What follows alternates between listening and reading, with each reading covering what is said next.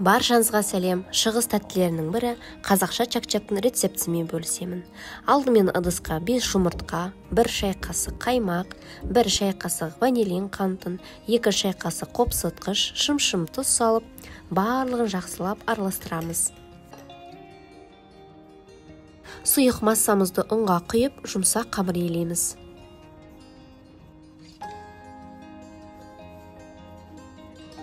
Қамырымыз қолға жабыспау керек, жабысқан жағдайда кішкене ұн қоссаңыздар болады.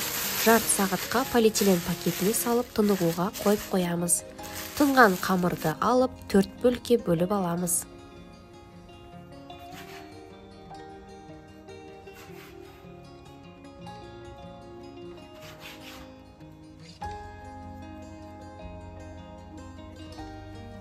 Әр бөлікті қатты жұқаламай, шамамен 2,5 мм етіп жайып аламыз.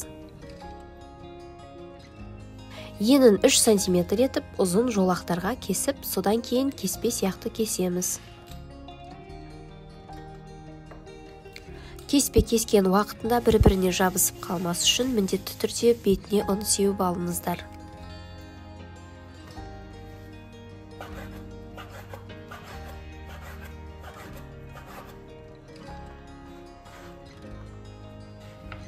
Майды қыздырып, ұсақталған кеспе қамырын кішкене бөлігін табаға салып, араластыра отырып қызарғанша қуырамыз. Орташа отта шамамен 5 минут.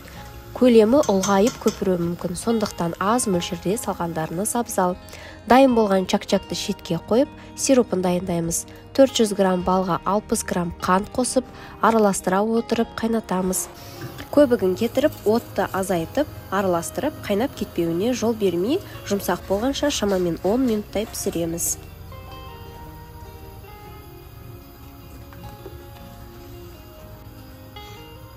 Қуырылған кеспе массасына ыстық сиропты құйып, араластырамыз.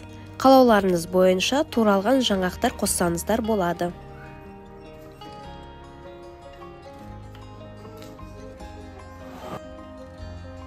Дайын чак-чакты формаға салып, не болмаса тәрелкеге үйіп қойсаңыздар болады. Қолымызды сулап, бетін басып, 2-3 сағатқа тоңазытқышқа салып, дастарханға береміз.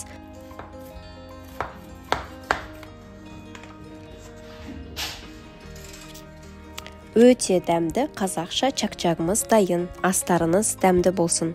Ұнаса лайк басып, комментарий жазып, достарыңызбен бөлісіңіздер. Сіздермен бірге болған Айгерім.